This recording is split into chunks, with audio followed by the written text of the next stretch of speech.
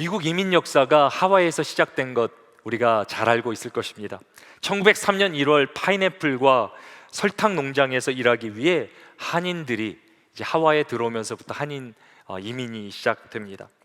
그렇다면 미국의 첫 유학생은 누구인지 아십니까? 이민 역사보다 20년 전에 1884년도에 첫 한인 유학생이 미국 땅을 밟았다라는 기록이 있습니다. 한인 유학생 1호는 바로 유준길이라는 사람이 됩니다. 1883년 유준길은 25살의 나이로 보빙사라는 외교 사절단의 수행원으로 미국을 방문하게 됩니다. 그리고 미국에 남아 최초의 한인 유학생이 됩니다. 그리고 나중에 한국에 돌아와 미국 유학 중에 배운 그런 내용들을 토대로 서유견문이라는 책을 기록하게 됩니다. 19세기 조선을 살다가 이렇게 미국을 방문하니까 얼마나 신기하고 놀랐겠습니까? 이들은 엘리베이터를 처음 보고 난생 처음 타보았습니다. 그리고 옥에 갇히는 줄 알고 깜짝 놀랐다라고 합니다. 기차도 처음 타보게 되었는데요, 바람을 타고 구름 위를 다니는 것 같다라고 그렇게 고백합니다. 전구를 처음 보았을 때는 이것이 어떤 귀신의 장난인가라고 생각했는데 전기에 의한 불임을 그렇게 깨닫고 감탄했다라고 합니다. 또 당시 가장 번화한 뉴욕 거리를 다니면서 높은 건물들과 증기 열차를 보며 이제까지 알고 있었던 모든 세계가 무너져 버리는 경험을 했다라고 합니다.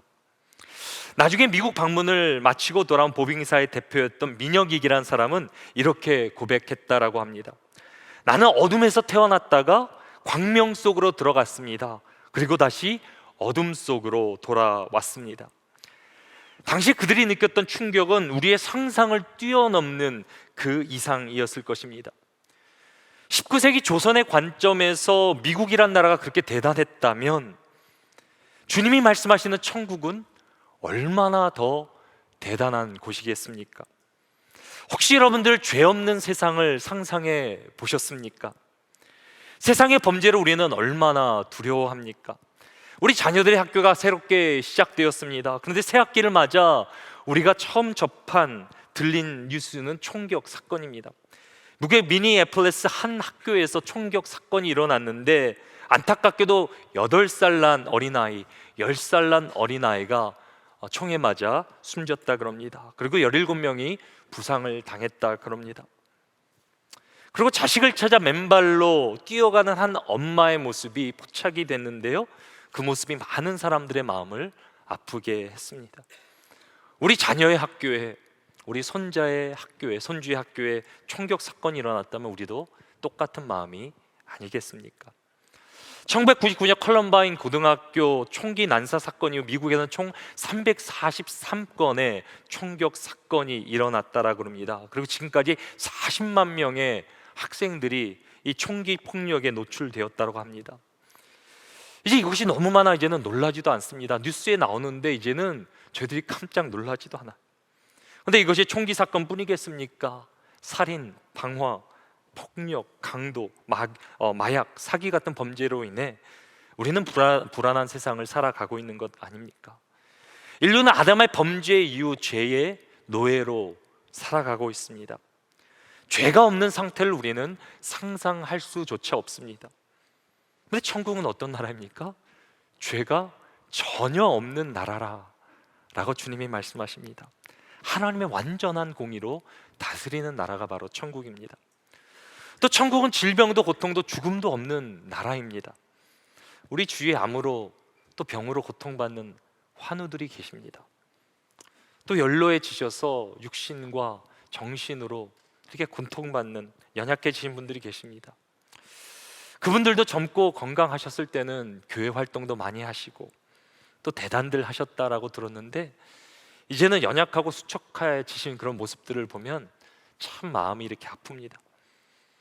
우리 사랑하는 사람들이나 가족들이 아파한다는 것, 병으로 고통 가운데 있다는 것 얼마나 힘든 일입니까? 근데 천국은 어떤 나라라 말씀하십니까? 질병도 고통도 죽음도 없는 나라라고 주님 말씀하십니다. 하나님의 생명으로 충만한 나라가 바로 천국입니다. 근데 그 천국에서 오신 분이 계십니다. 그분은 천국을 우리에게 알려주시고 우리에게 천국을 주시기 위해 천국에서 오셨습니다. 그분은 바로 예수 그리스도이십니다. 그래서 우리는 예수 그리스도를 통해 세상의 진리가 아니라 천국의 진리를 우리는 알게 됩니다. 이것이 오늘 우리가 기억해야 될 말씀의 키포인트가 됩니다. 우리 같이 한번 믿음으로 함께 고백해 보도록 하겠습니다. 우리는 예수 그리스도를 통해 천국의 진리를 알게 됩니다. 우리는 비록 세상을, 이 땅을 살아가지만 눈에 보이는 것이 전부가 아닙니다. 예수님은 지금도 우리 가운데 이미 임했다 말씀하신 천국을 알려주시기 위해, 우리에게 보여주시기 위해, 우리가 더 나아가 그 천국의 백성, 하나님의 자녀로 살게 하시기 위해 세상에 오셨습니다. 그래서 우리가 깨달아야 되는 것이 무엇입니까? 천국의 진리입니다. 예수님은 요한복음 8장 31절과 32절에 이렇게 말씀하십니다. 우리 같이 함께 읽겠습니다. 너희가 내 말에 거하면 참으로 내 제자가 되고 진리를 알지니 진리가 너희를 자유롭게 하리라. 우리가 예수님의 말씀 안에 거하고 예수님의 그 말씀을 따라 사는 제자가 되면 그 진리가 우리를 자유케 할 것이라 라고 말합니다. 그래서 제자는 누구입니까? 진리 안에 거하는 사람이고 그 진리를 살아가는 사람이 바로 제자인 것입니다. 우리가 예수님의 말씀을 통해 깨달아야 되는 천국의 진리가 있는데요, 세 가지가 있습니다. 바로 주권과 생명과 사랑이라는 것입니다. 오늘 우리가 이 세 가지를 깨닫기를 원합니다. 먼저는 주권이 누구에게 있는지 우리는 깨달아야 됩니다. 모든 권세는 하나님의 주권 아래에 있습니다. 이것이 우리가 기억해야 되는 오늘의 첫 번째 포인트가 됩니다. 주권이란 말이 어떤 말입니까? 최고의 권세라는 말입니다. 우리의 주권은 누구에게 있습니까?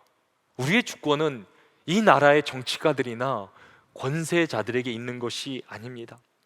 우리의 주권은 우리 자신에게 있는 것도 아닙니다. 때로 민주주의라는 것이 주권이 국민들에게 있다 그러는데 우리의 주권은 우리에게 있는 것도 아닙니다. 우리의 주권은 오직 하나님께만 있는 줄 믿습니다. 그 사실이 얼마나 우리의 삶 가운데 중요한 사실이 되는지 모릅니다. 잘 생각해 보시기 바랍니다. 인간들은 자신에게 주권이 있다라고 착각하며 살아갑니다. 그러나 결국 그렇게 믿고 살아가면 죄의 노예로, 죄의 주권 아래 살아갈 수밖에 없는 것 아닙니까? 인간 스스로 정말 잘 살 수 있다고 생각하십니까? 인간이 정말 원하는 삶을 누릴 수 있다라고 믿으십니까? 인간은 스스로 행복할 수 있습니까? 인간의 참된 행복은 우리를 만드신 창조주 하나님께 돌아가며 그분의 주권을 인정하는 데서부터 시작됩니다. 천국은 하나님이 다스리는 나라입니다. 그리고 그분의 주권을 믿고 그분의 통치 안에 거하는 사람이 천국의 백성입니다. 그 천국의 진리를 우리에게 알려주시기 위해 하나님의 아들이 우리 가운데 오신 것입니다. 하지만 안타깝게도 세상은 하나님의 아들, 그리고 그분이 하신 말씀을 믿지 않습니다. 마태복음 21장 23절은 예수님 당시 유대 종교 지도자들의 반응을 이렇게 기록합니다. 예수께서 성전에 들어가 가르치실 때 대제사장들과 백성의 장로들이 나와 이르되 네가 무슨 권위로 이런 일을 하느냐, 또 누가 이 권위를 주었느냐. 하나님의 아들이 천국에서 우리를 위해 천국을 보여주시고 주시게 오셨는데 유대 종교 지도자들은 그 하나님의 아들을 믿지 않습니다. 그런 종교 지도자들에게 예수님께서는 세 가지 비유를 말씀하십니다. 두 아들의 비유와 포도원 주인 비유, 그리고 혼인잔치 비유입니다. 내용은 다르지만 비유의 본질은 다 똑같습니다. 종교 지도자들이 천국에서 온 아들을, 하나님의 아들을 믿지 않았다라는 사실과 그로 인해 하나님의 심판, 진노가 임하게 될 것이라는 것입니다. 포도원 주인 비유를 예로 한번 들어보겠습니다. 한 포도원 주인이 농부들에게 세를 주어 포도원을 맡기고 먼 곳으로 떠나게 됩니다. 그 추수철이 되자 주인은 열매를 얻기 위해 자신의 종들을 그 농부들에게 보냅니다. 근데 농부들이 뭐라고 생각합니까? 자신들이 수확을 차지하기 위해 주인이 보낸 종들을 돌로 쳐서 죽이게 됩니다. 결국 주인은 어떻게까지 생각합니까? 내가 아들을 보내면 아들을 존중할 것이다 라고 생각하는데, 악한 농부들은 어떻게 합니까? 아들을 죽이면 이 포도원이 우리 것이 될 것이다 라고 생각하며 아들까지 포도밭 밖에서 돌로 쳐 죽이게 됩니다. 이때 예수님은 종교 지도자들에게 이 악한 농부들을 어떻게 해야 될지 물어보십니다. 그래서 종교 지도자들은 주인이 악한 농부들을 진멸해야 한다고, 그리고 포도원은 충성된 다른 종들에게, 농부들에게 맡겨야 된다라고 말합니다. 하지만 종교 지도자들은 이 비유의 본질을 곧 깨닫게 됩니다. 그리고 이렇게 반응합니다. 마태복음 21장 45절입니다. 대제사장들과 바리새인들이 예수의 비유를 듣고 자신들을 가리켜 말씀하신 줄을 알았다. 대제사장과 바리새인들은 이 비유에 나오는 아들이 예수 그리스도인 것과 악한 농부가 자신들임을 깨닫게 됩니다. 이 정도 되면 자신들의 그 악함을, 무지함을 깨닫고 회개하고 돌아와야 되는 것 아닙니까? 하지만 이들은 하나님의 아들 예수님을 잡아 죽이려고 합니다. 그리고 이때부터 예수님을 넘어뜨리기 위한 시험이 본격적으로 시작됩니다. 예수님을 넘어뜨리기 위한 첫 번째 시험은 세금 논쟁입니다. 이 세금 논쟁은 다름 아닌 주권에 관한 문제가 됩니다. 당시 바리새인들은 율법을 중요시하며 로마 정권을 못마땅하게 생각했습니다. 당연히 로마 황제에게 세금을 바치는 것도 불편해했습니다. 그런 바리새인들이, 자신을 거룩하다 여기는 바리새인들이 누구를 끌어들입니까? 헤롯 당원들을 끌어들입니다. 헤롯 당원들은 헤롯 왕을 지지하는 세력입니다. 이들은 바리새인과 정반대의 위치에 있었습니다. 헤롯 왕가를 지지하며 로마 제국과의 협력을 통해 정치적 야망을 꿈꾸던 기회주의자들입니다. 이들은 당연히 세금 납부를 당연하게 생각했습니다. 바리새인들이 이런 헤롯 당원들과 결탁하여 어떻게 예수님을 시험합니까? 마태복음 22장 17절 말씀입니다. 그러면 당신의 생각에는 어떠한지 우리에게 이르소서. 가이사에게 세금을 바치는 것이 옳으니까 옳지 아니니까 하니. 이제 세금 문제에 대해서 예수님을 시험하고 있습니다. 여러분들은 어떻게 생각하십니까? 로마 황제에게, 더 나아가 세상에 세금을 바치는 것이 맞습니까? 바치지 않는 것이 맞습니까? 예수님께서 이 당시 세금을 바치는 것이 맞다라고 주장하시면 로마의 앞잡이가 되어 유대인들의 비난을 받게 되실 것입니다. 반대로 세금을 바치는 것이 좋지 않다라고, 세금을 바치지 않는 것이 맞다라고 이렇게 주장하시면 헤롯 당원들로 인해 고발을 받게 될 것입니다. 그 당시 고발을 받게 되면 반역죄로 처형까지 당할 수 있게 됩니다. 지금 잘못하면 예수님은 죽임을 당할 수 있는 그런 공경에 빠져 있는 것입니다. 이때 예수님이 어떻게 반응하십니까? 세금 낼 돈을 가져오라 말씀하십니다. 그리고 동전에 새겨진 그 형상과 글이 누구의 것인지 물어보십니다. 그래서 사람들은 거기 동전에 새겨진 로마 황제 가이사의 것이라 라고 그렇게 말합니다. 그래서 예수님이 이런 유명한 말을 남기십니다. 마태복음 22장 21절 말씀 우리 같이 함께 읽겠습니다. 그런즉 가이사의 것은 가이사에게, 하나님의 것은 하나님께 바치라 하시니. 가이사의 것은 가이사에게, 무슨 의미입니까? 로마 황제의 형상이 새겨져 있는 것은 로마 황제에게 바치라는 것입니다. 예수님은 세상의 권세를 부정하지 않으십니다. 하지만 예수님이 정말 말씀하시고자 하는 핵심은 그 뒷부분에 있습니다. 하나님의 것은 하나님께 바치라. 로마 황제 형상이 새겨진 동전이 로마 황제의 것이라면 하나님의 형상으로 창조된 인간은 누구의 소유가 되는 것입니까? 하나님의 소유가 되는 것입니다. 모든 창조된 인간들, 로마의 황제조차 하나님의 주권을 인정해야 되는 소유입니다. 그래서 우리의 주권이 하나님께 있고 세상의 모든 권세도 하나님의 주권 안에 세워져 있다는 것을 우리는 깨달아야 됩니다. 근데 이 진리가 하나님의 주권을 인정하고 하나님이 다스리는 나라가 천국이란 곳인데요, 이 천국의 진리가 우리 가운데 얼마나 큰 힘과 위로가 되는지 모릅니다. 우리의 주권이 하나님께 있고 하나님께서 우리의 삶을 다스려 주시고 인도해 주신다, 한번 상상해 보시기 바랍니다. 오늘 예배당에서 예배를 드리지만 우리가 이 밖에 나가 세상에 나아갈 때 정말 우리 안에 때로는 무거운 짐과 답답함이 있지 않습니까? 내가 어떻게 우리 가정을, 자녀들을, 내가 그들을 돌볼 수 있을 것인가? 내가 나의 일터를 어떻게 내가 책임질 수 있을 것인가? 때로는 삶이 두려워지고 내가 어떻게 세상을 살아야 할까 염려되는 것이 우리의 모습 아닙니까? 내가 나의 주인인 것 같이 내 삶을 꽉 쥐고 내가 어떻게 해야 되는지 염려와 그 짐 가운데 살아가는 것이 우리의 현실 아닙니까? 근데 예수님께서 우리 가운데 말씀하시는 거예요. 천국은 그런 것이 아니다. 하나님께 나의 주권을 인정하며 하나님께서 다스리심을 경험하는 삶, 그것이 천국의 삶이다. 그 사실을 안다면 우리는 어떻게 해야 됩니까? 우리의 가정을, 우리의 일터를, 나의 모든 삶의 영역을 하나님께 맡길 수 있지 않겠습니까?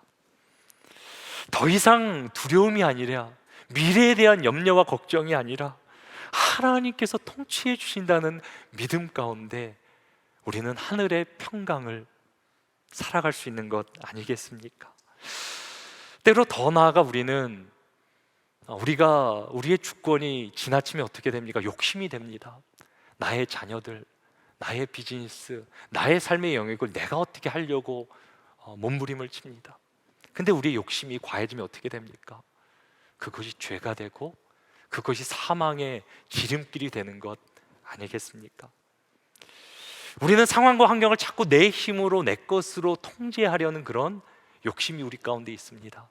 근데 하나님의 주권을 인정하는 순간 우리는 그런 모든 것에서 자유함을 누리게 됩니다. 여러분들 혹시 너무 삶에 눌려서 힘들지 않습니까? 나에게 이렇게 나를 짓눌고 있는 그런 무거움이 있지 않습니까? 우리가 정말 천국의 진리를 깨닫는다면 우리는 우리의 삶을 하나님께 맡길 수 있습니다. 왜? 그 하나님께서 나를 사랑하시고 나를 인도하시고 나의 삶을 다스려 주시되 가장 선한 목자 되셔서 나를 가장 좋은 길로 인도해 주신다는 그 믿음이 우리 안에 있기 때문입니다. 이번 한 주 우리가 그저 세상에 보이는 것이 아니라 천국의 진리를 살아가지 않으시겠습니까? 정말 하나님을 바라보며 하나님을 구하며 그분의 통치 가운데 살아가는 우리 모두가 되기를 주님의 이름으로 축원합니다. 그리고 우리가 두 번째로 깨달아야 되는 천국의 진리가 있습니다. 생명이 누구에 속했는지 우리는 깨달아야 됩니다. 모든 생명은 누구에게 속했습니까? 하나님께 속했습니다. 그리고 하나님은 생명을 주시는 생명의 근원이 되시는 분이십니다. 그래서 우리가 믿는 하나님은 살아있는 자의 하나님이심을 우리는 깨달아야 됩니다. 그것이 우리가 기억해야 되는 두 번째 포인트가 됩니다. 이제 바리새인들에 이어 사두개인들이 나서서 예수님을 시험하기 시작합니다. 사두개인들은 부유한 제사장 계층입니다. 그리고 모세오경, 구약의 처음 5권만 인정했습니다. 이들은 천사나 부활 같은 영적인 것, 또 사후세계를 믿지 않았습니다. 그래서 사두개인들은 예수님을 시험하기 위해 한 가지 질문을 생각해냅니다. 그것이 바로 부활에 관한 질문이 됩니다. 예수님의 두 번째 시험은 부활 논쟁입니다. 사두개인들의 질문은 신명기 25장을 배경으로 하고 있습니다. 신명기 25장에는 형사 취후혼이라는 그런 이제 제도가 나오게 되는데요. 형사 취수혼이 무엇입니까? 형이 자식이 없어 세상을 떠나게 될 경우 취수혼, 동생이 형수와 결혼하여 대를 이어주는 그런 제도입니다. 이제 사두개인들의 질문이 시작됩니다. 7 형제가 있었는데 맏형이 이제 결혼을 합니다. 근데 자식이 없이 세상을 떠나게 됩니다. 그러면 어떻게 해야 됩니까? 그 당시 형사 취소에 따라 둘째가 형수와 결혼해야 됩니다. 근데 둘째도 자식 없이 죽게 되고 결국 셋째, 넷째, 그리고 7째까지 죽은 뒤에 결국 형수도 세상을 떠나게 됩니다. 이제 예수님을 함정에 빠뜨릴 사두개인들의 질문이 이렇게 전개됩니다. 마태복음 22장 28절입니다. 그런즉 그들이 다 그를 취하였으니 부활 때에 7 중에 누구의 아내가 되리까? 아니 7명의 형제가 다 한 여자와 결혼했는데 만약에 부활이 있다면 그 7명 중에 누가 이 여자의 남편이 될 것입니까?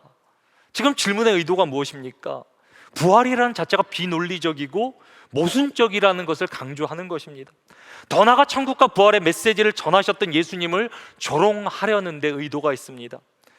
그런 사두개인들을 향해 예수님은 그들의 잘못을 2가지로 정확하게 지적하십니다. 먼저 사두개인들이 하나님의 능력을 알지 못해서 오해를 했다라고 말씀하십니다.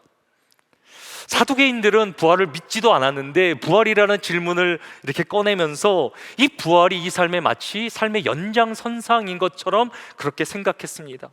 근데 예수님이 부활의 후의 삶을 뭐라고 말씀하십니까? 우리가 생각하는 삶과 완전히 딴 세상, 다른 차원의 세상이 삶이 펼쳐지게 될 것이라. 부활 후의 삶은 하나님의 능력으로 이루어지는 완전히 새로운 차원의 삶이라는 사실을 말씀하십니다. 그래서 부활 후에는 장가도 시집도 가지 아니할 것이다. 하늘에 있는 천사들과 같을 것이라 라고 말씀하십니다. 우리도 이것을 다 깨닫고 이해할 수 없지요. 그러나 우리가 다만 아는 것은 우리의 부활 후의 삶이 그저 이 땅을 우리가 생각하는 관계와 다를 것이라는 거예요. 하나님의 완전한 능력으로 이 땅을 넘어선 새로운 차원의 세상이 펼쳐질 거라는 것입니다. 더 나아가 사두개인들이 성경을 알지 못해 오해를 했다라고 말씀하십니다. 예수님이 사두개인들이 권위를 인정하는 모세오경을 통해 부활을 증명하십니다. 오늘 본 마태복음 22장 32절은 이렇게 기록합니다. 우리 같이 함께 읽어보겠습니다. 나는 아브라함의 하나님이요 이삭의 하나님이요 야곱의 하나님이로다 하신 것을 읽어보지 못하였느냐? 하나님은 죽은 자의 하나님이 아니요 살아있는 자의 하나님이시니라 하시니. 너무나 중요한 구절이 되는데요, 이 말씀은 출애굽기 3장 6절에서 하나님 모세를 만나 주시면서 자신을 드러내시며 하신 말씀이십니다. 사두개인들이 주장하는 바와 같이 죽음이 삶의 끝이라면, 죽음 뒤에 아무것도 없다라면 하나님은 더 이상 아브라함과 이삭과 야곱의 하나님이 아니실 것입니다. 하지만 하나님은 뭐라고 말씀하십니까? 하나님 과거형으로 말씀하지 않으십니까? 나는 과거에 아브라함과 이삭과 야곱의 하나님이었다라고 말씀하시지 않고 현재형으로 말씀하십니다. 나는 아브라함의 하나님이요 하나님이시요 하나님이요 이삭의 하나님이요 야곱의 하나님이라 라고 분명히 말씀하십니다. 아브라함과 이삭과 야곱이 죽은 것이 아니라 마치 하나님 앞에 살아있는 것을 하나님은 모세에게 말씀하시는 것입니다. 예수님이 이렇게 말씀하실 수 있는 근거가 무엇입니까? 예수님께서 천국에서 오신 분 아닙니까? 예수님을 천국에서 이미 아브라함도 만났을 것이고 이삭도 만났을 것이고 야곱도 만났을 것 아닙니까? 사두개인은 그저 자신들이 생각할 수 있는 이론을 펼치고 있지만 예수님은 천국에서 친히 오신 분 아닙니까? 그래서 천국의 진리를 선포하고 계신 것 아닙니까? 그리고 변화산상에서도 모세와 엘리야가 예수님을 만난 것 아닙니까? 우리가 믿는 하나님은 죽은 자의 하나님이 아니십니다. 하나님은 어떤 분이십니까? 우리에게 영원한 생명을 주시는 하나님, 하나님은 살아있는 자의 하나님이라 라고 주님은 분명히 말씀하십니다. 우리가 천국의 진리를 믿는다면 우리의 삶이 어떻게 달라지겠습니까? 세상에 가장 두려운 것이 죽음 아니겠습니까?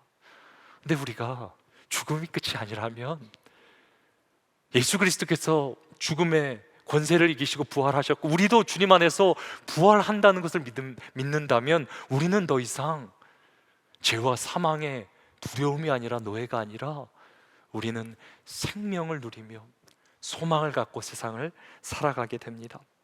우리 예수 그리스도께서 죽음의 권세를 이미 깨뜨리시고 승리하신 줄 믿으시기 바랍니다. 우리는 주님 안에서 이미 생명을 누리고 있는 것입니다. 때로 제가 우리 성도들을 바라볼 때 정말 질병으로 고통 가운데 성도들을 바라봅니다. 그러나 저는 또 믿음으로 이렇게 그들을 바라봅니다. 이것이 끝이 아니다. 예수 그리스도를 믿는다면 이미 우리는 나음을 입었고 영원한 생명이 우리 가운데 임했음을 믿습니다. 우리 가운데 아무리 힘들고 어렵더라도, 또 우리 주위에 힘들고 어려운 환우들이 있을지라도 절대 낙심하지 마시기 바랍니다. 이것이 끝이 아니에요. 죽음 뒤에는 부활이 있고 우리에게는 이미 예수 그리스도 안에서 영원한 생명이 주어진 줄 믿으시기 바랍니다. 그리고 이 영원한 생명이 이 땅 가운데 드러나는 것, 그것을 우리는 기적이라 말하고 치유와 말합니다. 예수님께서는 천국을 이 땅에 보여주시기 위해서 천국의 증거들을 남겨주셨어요. 병자들을 고치시고 치유의 놀라운 역사를 이루어 주셨어요. 그리고 지금도 교회를 통해 영원한 생명이 있음을 세상에 증거하시는 줄 믿으시기 바랍니다. 올해 우리가 무엇을 붙들고 기도합니까? 너는 내게 부르짖으라 그러면 내가 내게 응답하겠고 네가 알지 못하는 크고 은밀한 일을 내게 보이리라. 그저 세상에 내가 아는 것, 내가 경험한 것, 세상이 줄 수, 그것 붙들고 살지 마세요. 우리 하나님은 훨씬 더 위대하신 분이시며 무에서 유를 창조하신 분이시며 지금도 우리에게 생명의 역사로 함께 하시는 분이심을 믿습니다. 우리가 기도할 때 지금도 병은 치유되고 죽은 사람은 일어나고 지금도 놀라운 역사가, 기적은 일어나게 되는 줄 믿으시기 바랍니다. 근데 그것을 우리가 기뻐하는 것이 아니라 이미 예수 그리스도 안에 얻어진 우리의 영원한 생명, 그 영생이 우리에게 주어졌음을, 생명책에 우리의 이름이 기록되었음을 기뻐하며 살아가게 되기를 주님의 이름으로 축원합니다. 더 나아가 우리는 영원한 삶을 바라보게 되는 관점을 갖게 됩니다. 더 이상 세상의 소유 중심의 삶이 아니라 존재 중심의 삶을 살아가게 됩니다. 천국은 어떤 곳입니까? 영원한 생명만 있는 것이 아니라 모든 것이 풍성하고 충만한 곳입니다. 천국에는 그래서 세상에 우리가 가치 있다 여기는 것이 아무런 가치가 없는 나라입니다. 제가 청년 사역할 때 이렇게 청년들에게 도전을 주었던 적이 있습니다. 세상 사람이 다 원하는 게 무엇입니까? 세상에 잘 되길 원하지 않습니까? 특별히 세상에 가장 존경받고 사람들이 되기 원하는 게 어떤 의사, 변호사, 또 이렇게 돈 많은 또 비즈니스맨, 그런 거 아니겠습니까? 근데 제가 이렇게 말했어요. 천국에는 이런 거 아무런 쓸데없다. 이 땅에 가장 가치 있는 것들은 세상의 결핍 때문에 가치가 주어진 것이다. 우리가 천국에 들어가는 즉시 모든 질병이 떠나가고 우리가 생명의 충만함 얻게 된다면 의사 필요 없어요. 세상에 그렇게 힘들게 고생하며 일했던 거, 공부했던 거 아무런 생명이 있는데 무슨 우리가 치료가 필요하겠습니까? 또 변호사도 필요 없어요. 하나님의 완전한 공의로 다스리는데 거기 무슨 세상의 법률이, 어떤 세상의 방법이 필요하겠습니까? 돈도 필요 없어요. 하나님께서 우리의 목자 되시고 모든 것을 채워주시는데 어떤 세상의 수고에서 돈을 더 다른 사람보다 버는 것이 필요하겠습니까? 이런 것은 세상의 죄로 인해 결핍이 일어났기 때문에 가치가 있는 거예요. 그래서 청년들에게 말했어요. 너네들이 정말 하나님 나라에 가치 있는 삶을 살아가려면 세상의 관점으로 보는 게 영원한 관점으로 살아야 된다. 만약에 의사가 되려면 정말 힘들고 어렵고 병으로 고통받는 자들을 주님과 같이 궁휼한 마음으로 그들을 살려줄 수 있는, 그들을 고쳐줄 수 있는 의사가 되고, 만약에 법률가로 나가게 된다면 세상에 힘들고 억압 가운데, 세상의 불익 가운데 고통받는 분들을 그들을 위해 변호해 줄 수 있어야 되며, 내가 돈을 벌어야 된다면 세상에 힘없고 어렵고 가난한 자들을 위해서 나누고 베풀기 위해서 부자가 돼야 된다 라고 그렇게 제가 도전했는데, 왜 그러냐면 천국이 임한다면 내가 이제까지 붙잡고 살았던 세상의 가치는 아무런 의미가 없는 거예요. 상실하는 거예요. 내가 그것만 붙들고 살아갔다면 큰일 나는 거예요. 그러나 내가 이 땅에서도 천국의 지식을 깨닫고 그 비밀을 깨달아 천국의 진리를 붙들고 살아간다면 그것이 가장 가치 있는, 하나님 앞에 가치 있는 삶이 되는 것입니다. 그리고 우리 가운데 영원한 관점이 열리면 무엇이 열려요? 관계가 열리게 돼 있어요. 관계가. 제가 지난주에 이렇게 두 권사님이 우리 교육자들에게 이렇게 점심을 대접해 주신다 그래서 만났어요. 저희는 이렇게 권사님들을 만나면 이렇게 질문이 많아요. 저희보다 인생을 많이 사셨잖아요. 훨씬 지혜가 많으시잖아요. 근데 이렇게 몇 가지 이렇게 궁금해서 물어보는데 제 아내가 이제 한 권사님 이렇게 물어본 거예요. 우리 부부에게 해주실 수 있는 말씀이 뭐가 있냐고. 우리 두 분이 이렇게 남편을 일찍이 이렇게 세상에 떠나 보내고 이렇게 지금 샤론네를 섬기고 계세요. 그러는 가운데 이렇게 저희 부부에게 해주실 수 있는 말씀이 있냐 그랬더니 한 권사님이 그 질문을 듣고 곰곰이 생각하시더니 있을 때 잘해주지 못한 것이 참 후회된다, 그렇게 말씀하셨어요. 근데 듣고 보니까 그게 참 맞아요. 인생의 비극이 무엇입니까? 소중한 것이 가까이 있는데 우리의 가족, 우리의 성도들, 주님께서 우리를 주의 몸된 교회라 가장 소중한 존재로 불러주셨는데 그것을 깨닫지 못하는 것, 그것이 인생의 비극 아니겠습니까? 그러면서 권사님이 이렇게 말씀하시는 거예요. 제 아내한테, 남편한테 잘하라고. 제가 그 말 듣고 얼마나 위로가 됐는지 몰라요. 근데 저뿐이겠습니까? 우리가 서로에게 잘해야 되는 것 아닙니까? 그것이 인생에 어떻게 보면 하나님께서 말씀하시는 이 땅을 살아가는 행복 아니겠습니까? 우리 옆에 분들이 이렇게 한번 인사했으면 좋겠습니다. 또 옆에 부부가 혹시 계시다면 같이 이렇게 따뜻한 말로 전했으면 좋겠는데 이렇게 한번 처음에 이렇게 말해주세요. 있을 때 잘하세요. 이게 옆에 분들에게 한번 인사해 보세요. 근데 이렇게만 말하면 너무 이기적으로 들릴 수 있으니까 또 이렇게 한번 말해주시면 좋겠습니다. 있을 때 잘할게요. 우리 옆에 분들에게 한 번 더 말씀해 주시면 좋겠습니다. 이 땅을 살아가는 행복이 무엇입니까? 우리는 세상에 부질없는 것, 사라질 것, 그거 붙들고 우리는 살아가고 있는데요, 천국의 비밀을 깨달으면, 하나님의 진리를 깨달으면 우리의 영원한 관점이 열리고요, 무엇이 진정 중요한 것인지, 우리가 천국에 가게 되면 무엇이 남을 것인지 우리는 깨달아지게 됩니다. 그래서 우리가 마지막으로 깨달아야 된 천국의 진리는 사랑이라는 것입니다. 하나님은 사랑이십니다. 성삼일체 하나님께서는 영원부터 영원까지 성부, 성자, 성령 공동체로 그 사랑의 완전체를 이루시며 그 형상으로 우리를 만드십니다. 그래서 우리 삶의 가장 큰 가치와 목적은 사랑이어야 합니다. 왜? 하나님이 사랑이시기 때문입니다. 그래서 하나님이 우리에게 주신 가장 큰 계명은 하나님 사랑과 이웃 사랑입니다. 이것이 우리가 기억해야 되는 오늘 마지막 포인트가 됩니다. 사두개인들이 예수님을 시험하는데 실패했다는 소식을 들은 바리새인들은 다시 예수님을 시험합니다. 이번엔 자신들 중에 가장 율법을 잘하는 율법학자들을 대동합니다. 그 중에 가장 뛰어난 율법학자가 이렇게 질문합니다. 마태복음 22장 36절입니다. 선생님, 율법 중에서 어느 계명이 크니까? 율법학자 하나님 말씀 가운데 가장 큰 계명이 무엇인지 질문함으로 예수님을 시험합니다. 예수님의 세 번째 시험은 가장 큰 계명 논쟁이 됩니다. 구약에는 총 613개의 명령, 율법 조항들이 있다고 합니다.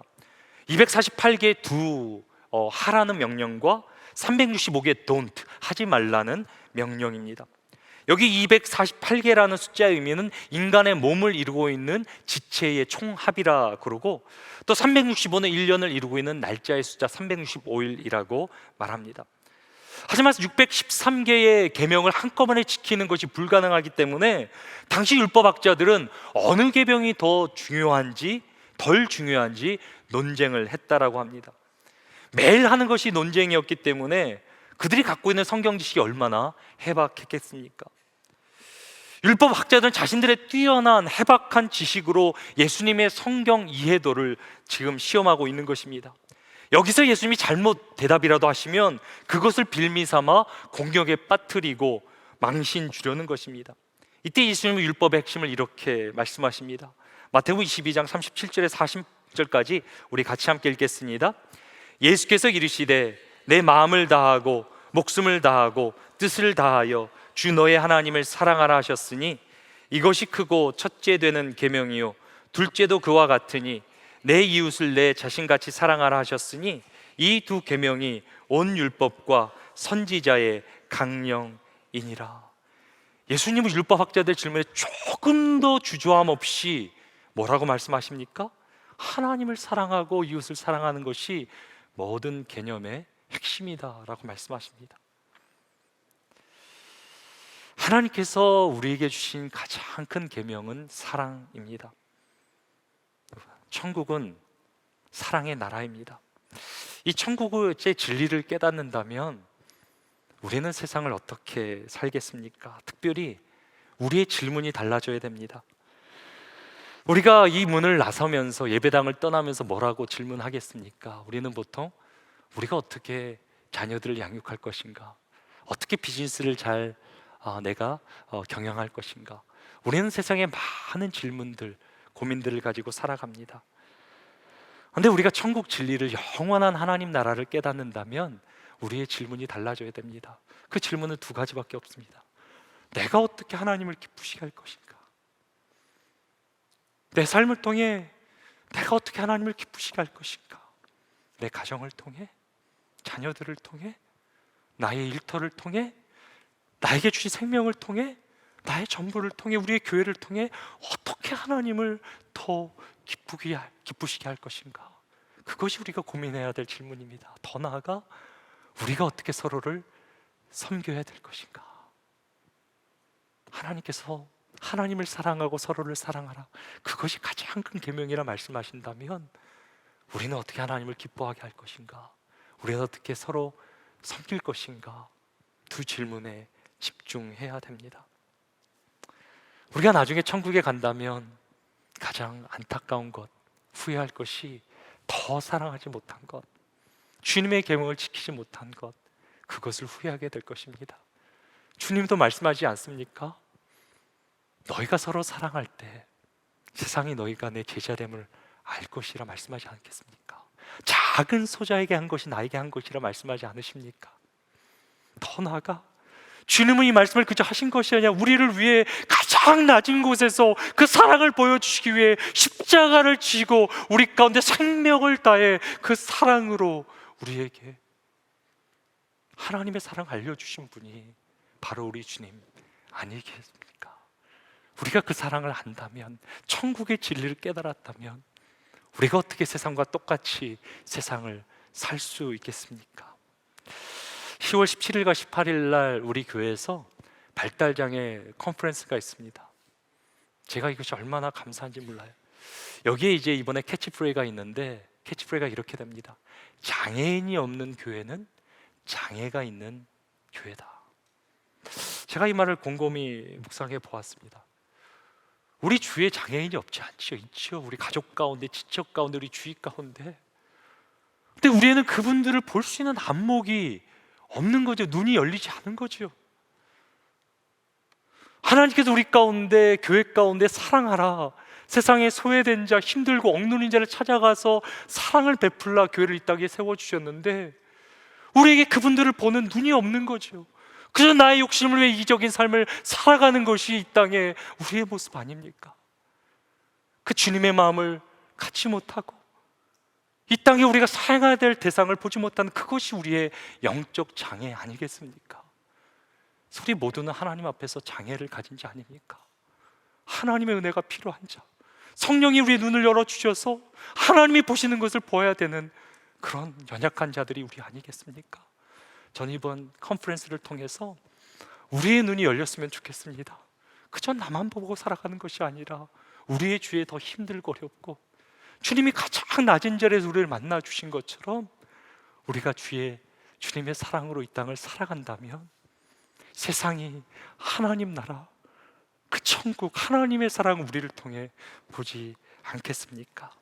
저는 우리 충현 선교교회가 그 어떤 것보다 더 사랑에 힘쓰고 사랑에 목숨 걸고 하나님의 사랑에 정말 생명을 거는 충만한, 그러므로 천국을 보여주는 우리 충현 성도들이 되기를 주님의 이름으로 축원합니다. 하나님 나라, 천국의 진실은 사랑의 나라, 우리 하나님의 사랑의 하나님이시라는 것 우리가 기억해야 될 줄로 믿습니다. 이제 오늘 말씀을 생각하며 크라이스트 커넥션, 우리 같이 함께 믿음으로 고백하십니다. 종교 지도자들은 예수님을 시험에 빠뜨리려고 질문했지만 예수님은 말씀의 권위로 말씀하셨고 그들은 반박할 수 없었습니다. 예수님은 하나님을 보여주시기 위해 오신 하나님의 말씀이십니다. 그분에게는 하늘과 땅의 모든 권세가 있습니다. 아멘. 하늘과 땅의 모든 권세를 가지신 그분께서 우리에게 말씀하십니다. 이 땅에 천국을 보여주시며 그 천국을 살아가라 말씀하십니다. 이번 한 주 주님이 말씀하신 천국의 진리 우리가 살아보지 않겠습니까? 하나님의 주권을 인정하며 그분의 생명을 우리가 누리며 또 그분의 사랑을 우리가 이 땅 가운데 전하며 살아간다면 우리는 이미 영원한 천국을 살아가는 것입니다. 이번 한 주 주신 말씀 붙들고 천국을 누리며 천국을 이 땅에 증거하는 예수 그리스도의 제자들로 우리 모두가 살게 되기를 주님의 이름으로 축원합니다.